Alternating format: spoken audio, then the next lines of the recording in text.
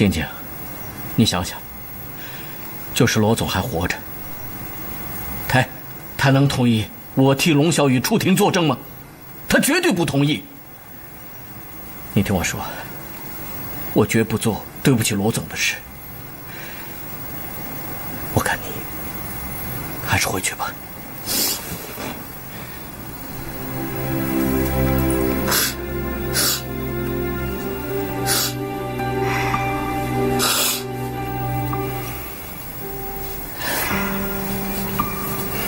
王叔叔，要是爸爸活着就好了。爸爸要是活着，我一定好好孝顺他。我听他的话，不让他操心，不让他心疼。好，静静，你现在能想到这些就好。我理解，我也年轻过，知道爱上一个人是什么滋味。可是人总得活着，路还长，慢慢走吧。王叔叔啊，我知道你是为我好，我知道。不瞒你说，这段时间我跟着龙小雨的辩护律师一直为他的案子跑来跑去，很辛苦。他的律师不喜欢龙小雨，跟你一样，到现在也不喜欢龙小雨，但是他还是非常认真、非常仔细的在为小雨做所有的辩护。我跟他在一起这么长时间，我突然明白一个道理：不管你对一个人是喜欢也好，厌恶也好，我们都应该说出事实的真相，因为事实就是事实，我们要还法律一个公正。至于小雨有没有罪，都应该让法律去决定。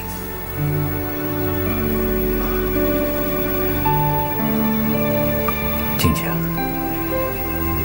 你真的长大了。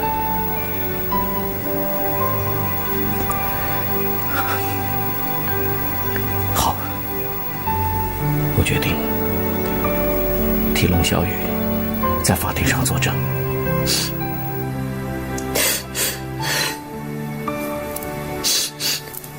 谢谢你，王叔叔。回来了。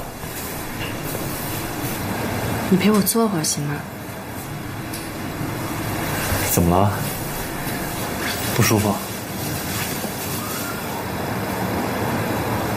嗨，找不到王主任，我们还想别的办法吗？我找到王主任了。嗯，找到了。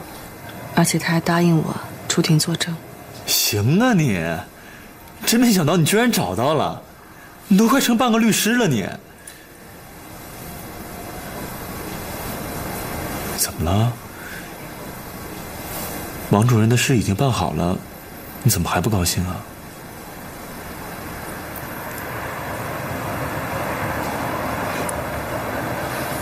朱思平是不是怀过小雨的孩子？王主任说的。是不是真的？你为什么不告诉我？你们都瞒着我。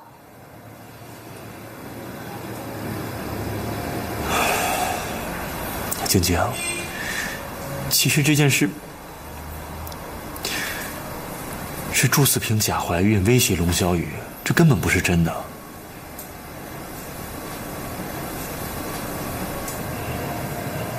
真的？真的。没骗我？没骗你。我之前没有告诉你，是怕你受不了。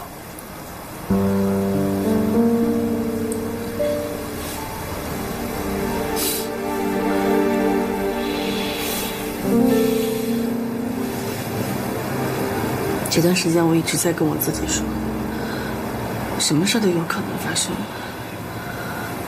我一定要调整好自己的心态，勇敢的面对一切。可是现在我发现，当有一个人面对面的跟我说一些事情的时候，我还是会受不了。我真没用。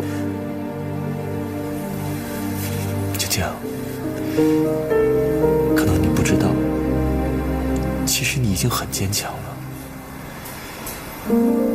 这些日子，我看你一步一步的走过来，挺不容易的。我甚至有时候在想，如果我换成你的话，我都不知道自己能不能挺过来。这段日子，我找目击证人找得我灰心丧气的。我刚才还在想，你都可以这么坚强，我有什么扛不过来的呢？晶晶，真的我挺佩服你的。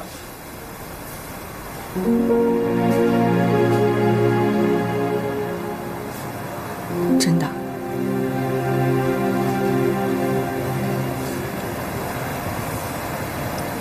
我刚才跟你说话特别大声，别生我气啊。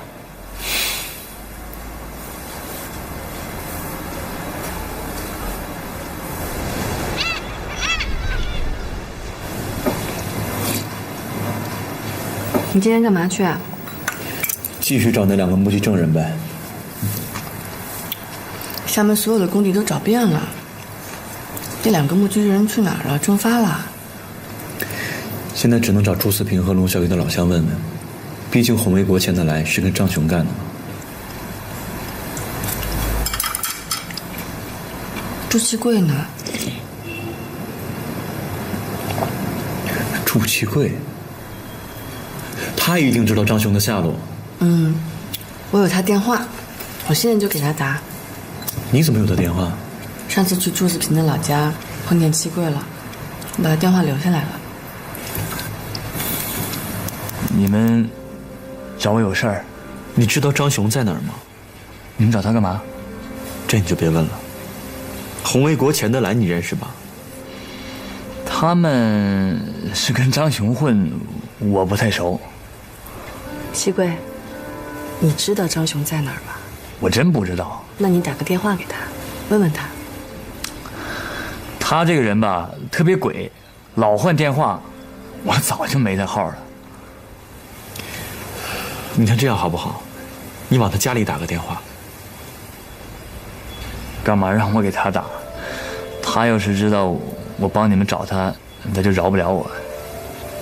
为什么？为什么饶不了你？他不喜欢你们，你们是给龙小雨辩护，他恨龙小雨。上次你们去我们老家，山东老百姓赶你们走的不就张雄吗？我给龙小雨辩护跟他有什么关系？他为什么要恨龙小雨呢？他喜欢四平，四平心里边只有龙小雨。哦，那他现在还在老家吗？不在呀。我们一块儿从镇里边出来到厦门来打工，他呢没找着工作，第2天他就去外地了。听没听他说去哪儿了？我不知道，他能告诉我吗？我也不想知道。七块儿，你看这样好不好？你把他家里的电话给我，我来打。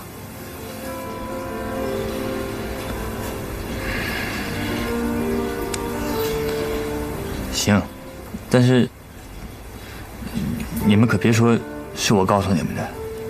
你放心好了，不会的。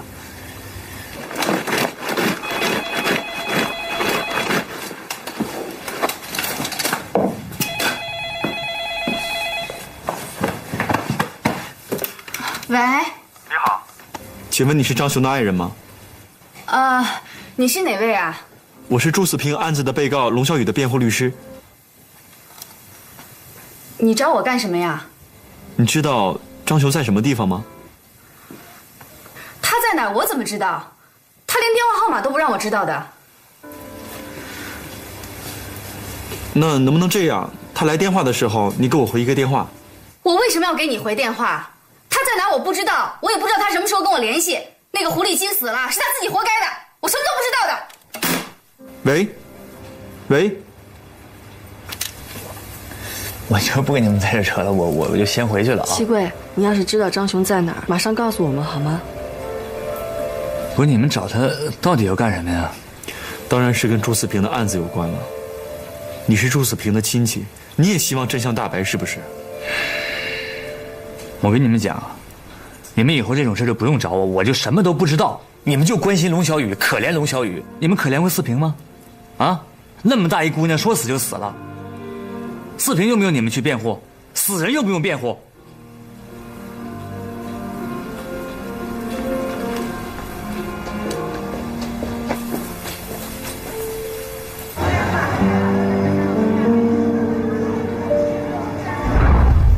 好看吗？好看。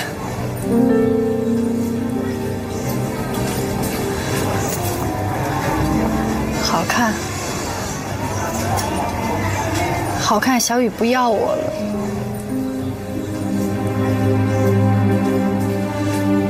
他不要你，还有很多人喜欢你啊。没用的，我只要跟我喜欢的人在一起。我只喜欢小雨。你现在还喜欢他吗？也恨，也喜欢。四平啊，你太傻了。女人哪有不傻的？我赌输了。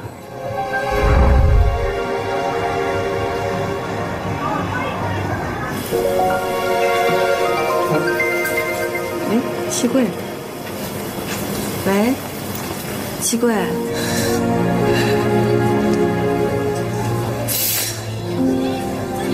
这个朱喜贵真是的，给我打电话又不说话。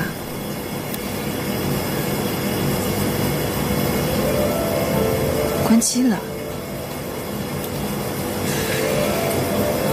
七贵是朱四平的亲戚，我们为龙小雨辩护，他心里多少有些不舒服，人之常情吧。我懂。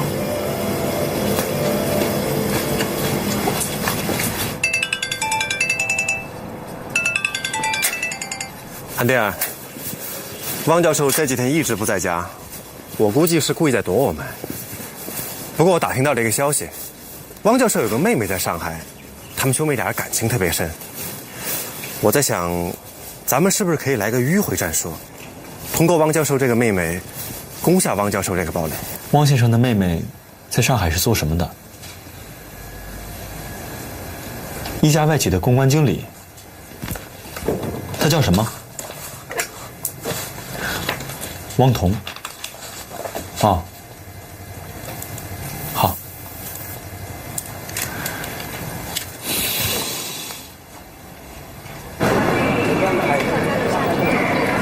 好，谢谢。静静。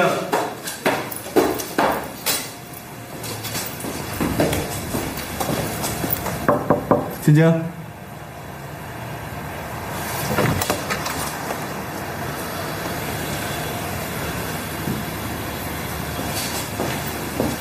韩丁，我去上海找汪先生的妹妹了，祝我好运吧。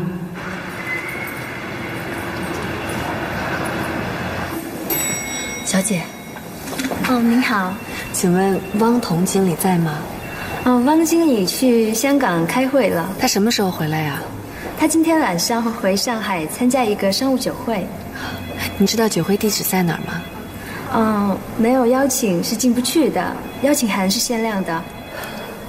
小姐，我找他有急事儿，麻烦你告诉我酒会地址在哪儿好吗？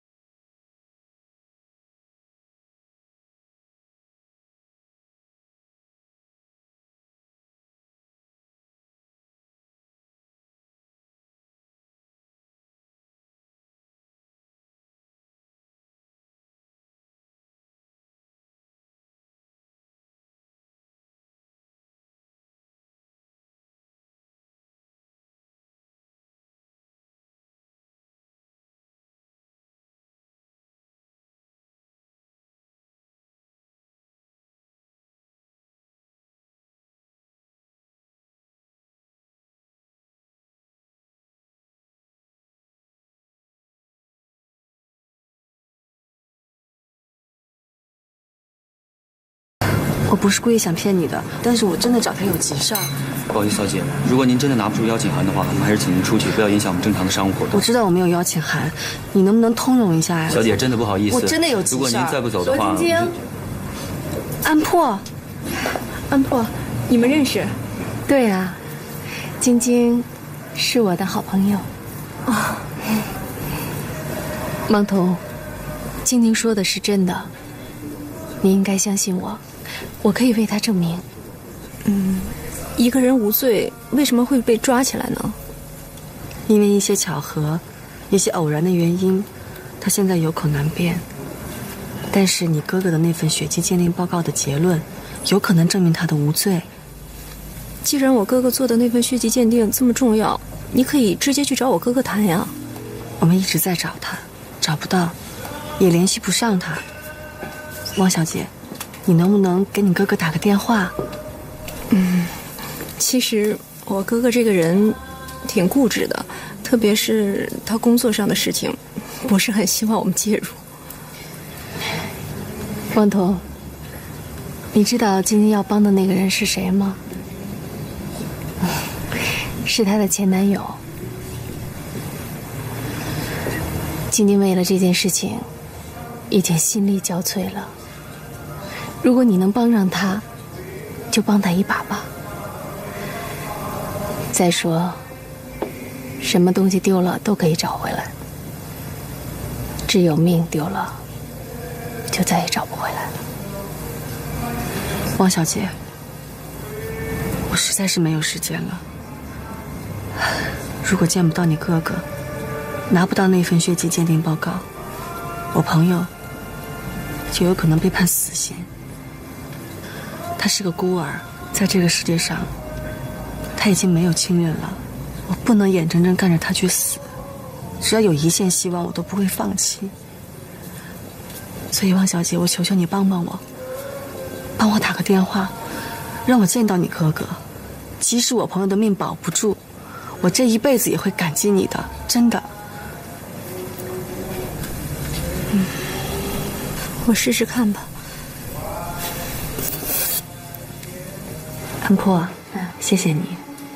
如果不是因为你，汪童可能都不会帮我。不，是你打动了别人，包括我。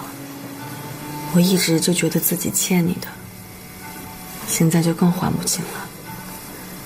你欠我的啊，是因为韩丁吧？你可千万不要这样想，感情上的事情就是一个愿打一个愿挨，怪不得别人。再说了，我已经想明白了，我跟韩丁之所以会分手，是因为我们的感情本身出了问题，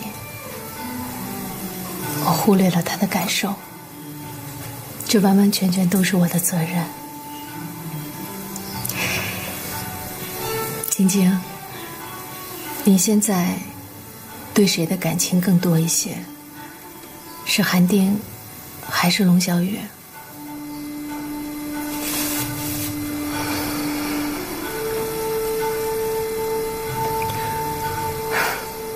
我现在想把小雨救出来的心情超越了一切，别的我没有去想。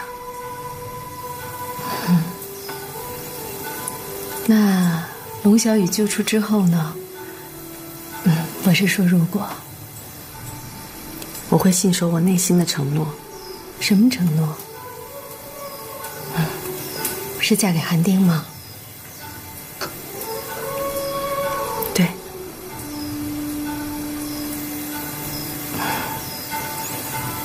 晶晶，韩丁要的不仅仅是一段婚姻，他要的是纯粹的爱情。如果你不是真心的爱他，我劝你不要嫁给他，否则对你对他都将是伤害。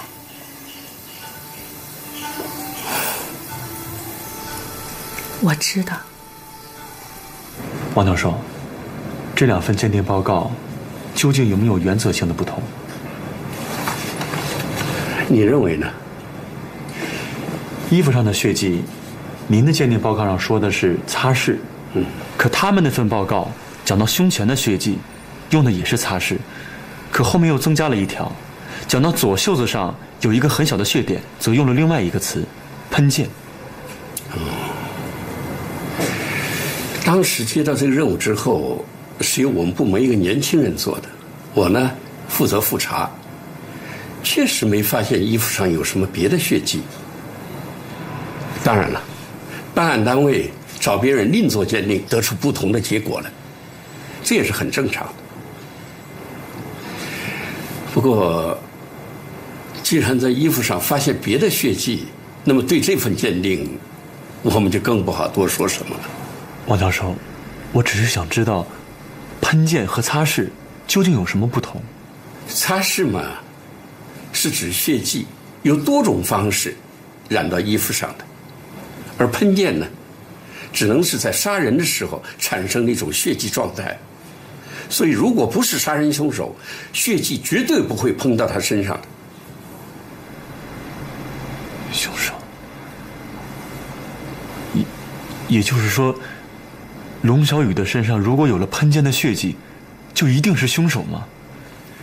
如果这份鉴定报告被法庭采用的话，龙小雨是杀人凶手，那就毫无疑问了。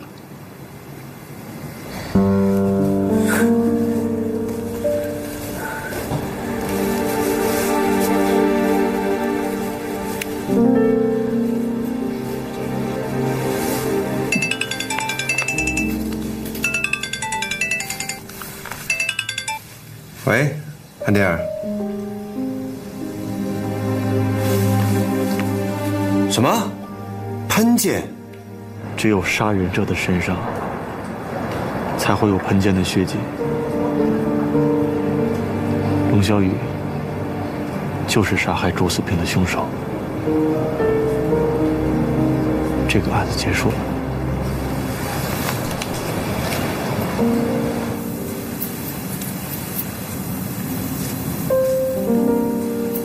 你再想想，是否有什么忘了跟我说的？你觉得我隐瞒了什么？你的衣服上是怎么沾上朱思平的血迹的？我已经说过了，我想再听你说一遍。逼迫别人一而再再而三的去回忆他不愿面对的过去，这是不是你作为一名律师特别享受的权利啊？你以为我对你的过去很感兴趣吗？我只是想知道你对我有没有说实话。如果你对我还有所隐瞒，请你早点告诉我，我不想在法庭上为你辩护的时候当众出丑。我不知道你说血迹的事是什么意思。你不用知道，你只要告诉我案发当晚你和朱思平究竟发生了什么，你的衣服上是怎么沾上朱思平的血迹的，我需要知道所有的细节。我都跟你说了，我没有隐瞒你什么。那天晚上我离开四平工地的宿舍后，我发现我的手机丢在他那儿了。我回去取手机的时候，发现四平已经出事了。我想救他，我就抱起他，但四平已经死了。因为他身上有血迹，所以沾到我的身上，就是这样。你回到朱思平宿舍时，他真的死了吗？这个问题你问过我了。你看着我的眼睛回答我。我可以再告诉你一次，是的。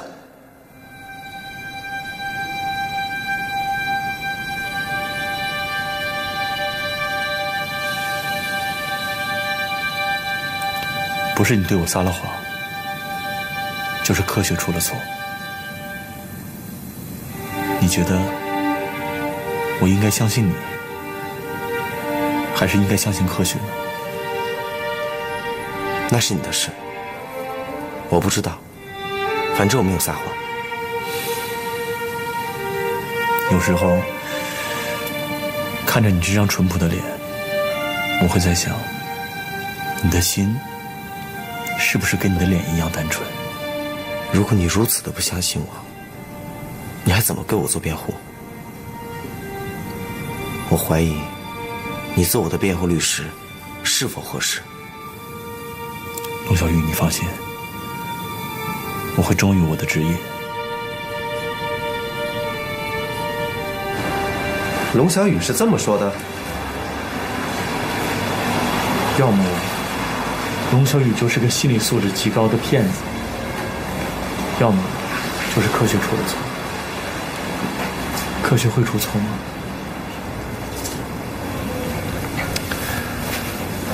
韩丁，你既然作为龙小雨的辩护律师，如果你都不相信他，那你还怎么给他辩护呢？我也这么想。难道科学真的出了错？你觉着是科学可信，还是人更可信？这还真难说。我觉得我们还是先姑且相信龙小雨的话吧，看看还能不能找到一些其他的证据，推翻目前这份血迹鉴定的结论。也只能这样。这情况罗晶晶知道了吗？不知道，他今天回厦门，我都不知道一会儿该怎么跟他说。他辛辛苦苦跑到上海去救汪教授的妹妹，结果却是这样，真怕他会受不了。那还是先别让他知道了。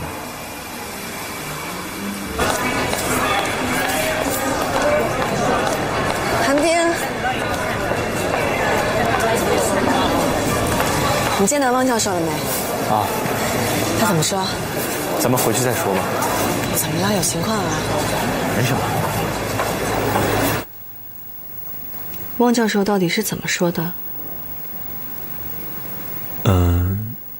他说，这2份血迹鉴定报告各有道理，至于法庭最终会采信哪一份，现在还不好说。什么叫不好说呀？2份不同的鉴定报告对小雨罪行认定结果是不一样的，一种就是无罪，另外一种就是死罪啊，怎么能这么模棱两可呢？可汪教授就是这么说的。小雨的案子马上就要开庭了，这么重要的证据，汪教授应该给我们一个明确的意见呀。晶晶，这2份鉴定报告呢，是由不同的单位出具的，侧重点和结论不同也是正常的。当然，法庭拥有最终采信权，我们一定要相信法律。汪教授说他只是一个技术人员，他的意见在他认定的鉴定报告结果里，他不便再说什么，以免对司法工作造成不必要的影响。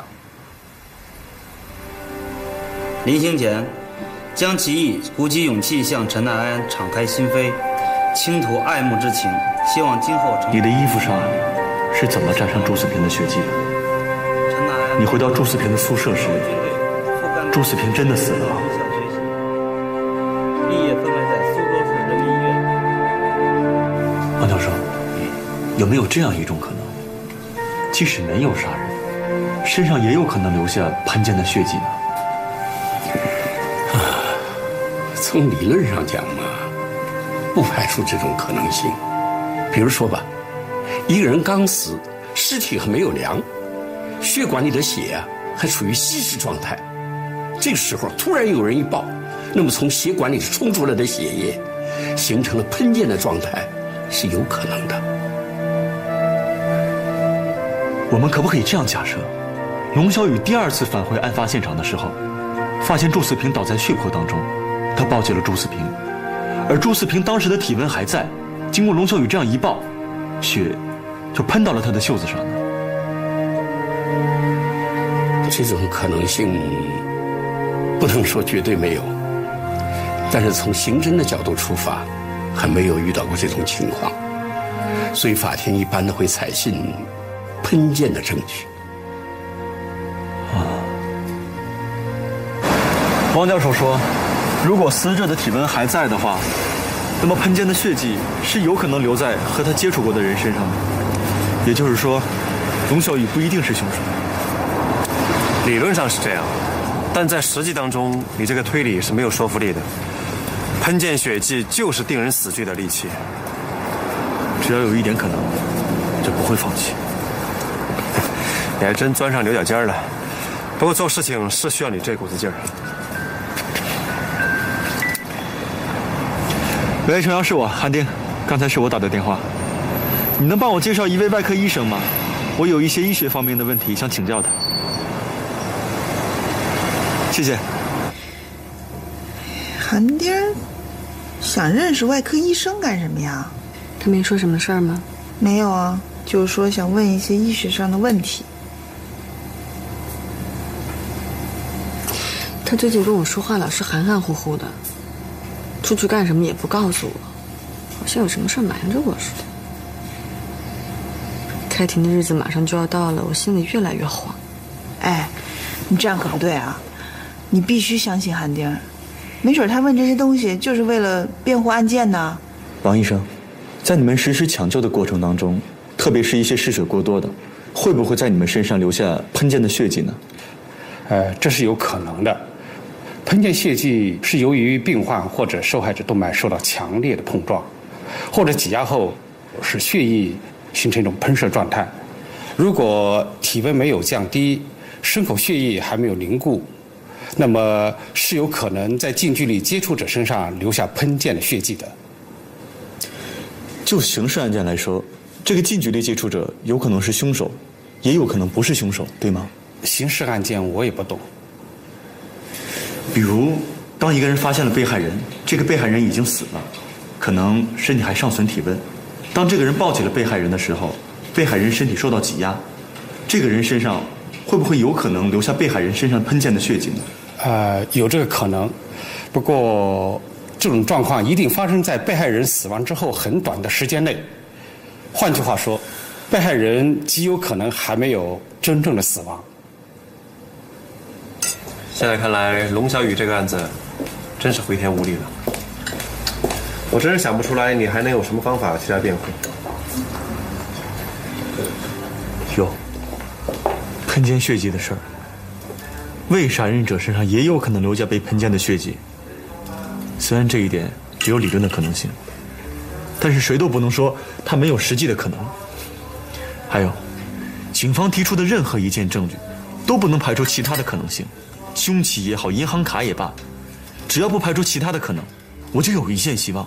韩丁啊，这种事情也太钻牛角尖了。虽然现在替龙小雨辩护无罪是有些困难，但是我想朝认罪减刑的方向去考虑。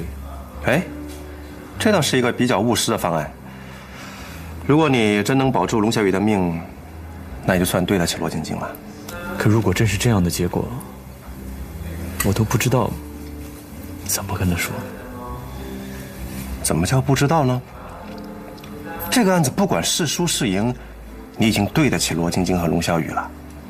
就算这个案子输了，那说不定罗晶晶以后就不折腾了，从此踏踏实实的跟你在一起过日子，你以前所付出的一切努力也就值了。其实我早就知道，这个案子如果赢了，我会失去的；如果输了，我也会失去的。那如果是这样，你为什么还要去做呢？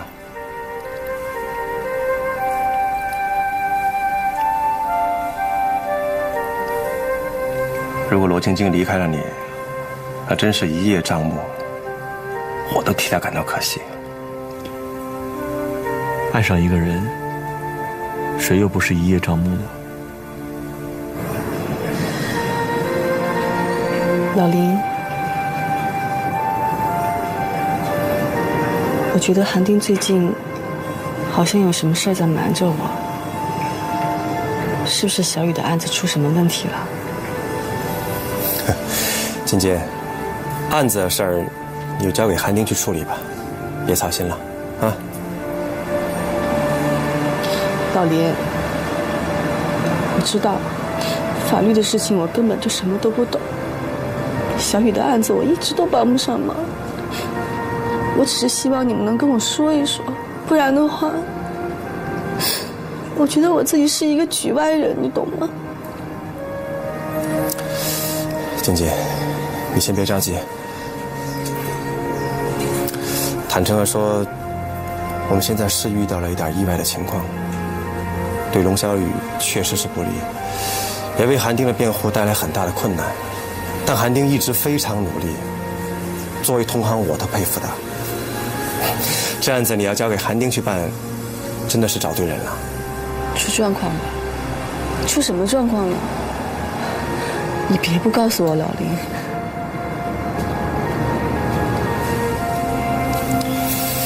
好吧，我目前只能先向你透露一点，就从目前检控方和被告方所掌握的证据来看，龙小雨要想无罪获释，真的是非常非常难。韩丁现在所做的所有的努力，都是想保住龙小雨的命。能保住龙小雨的命，这个官司也就算是赢了。只能保命，不能重获自由。韩丁现在决定为龙小雨做认罪减刑的辩护，而不是无罪的辩护。无罪的辩护是不现实的，输了就是死刑。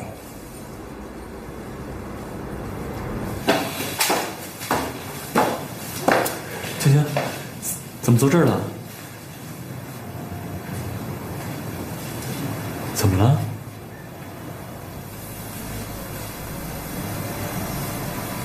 韩丁，我能问你一个问题吗？你说。小雨的案子马上就要开庭了，你能告诉我你有多少把握吗？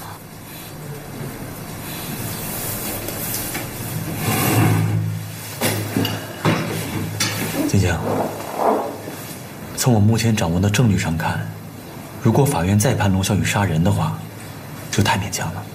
至少我可以说服法官不判龙小雨死罪，应该是有希望的。不定死罪，就说明他没有杀人，对吧？他没有杀人就是无罪啊，无罪就应该放了他呀。青青，审判的程序很复杂，会遇到各种各样的问题，并不是说你认定他无罪了，他就可以马上放出来。你想的太简单了。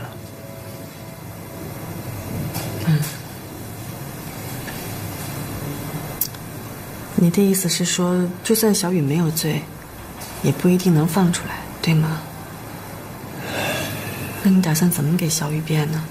你能告诉我吗？如果可以的话，我当然想为他做无罪辩护了。但是现在是什么？你根本就不想给他做无罪辩护，你根本就不想让他出来。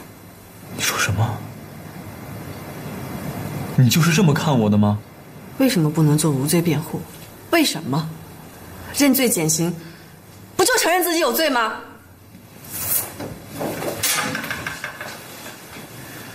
青青，这都什么时候了，你怎么还是不相信我？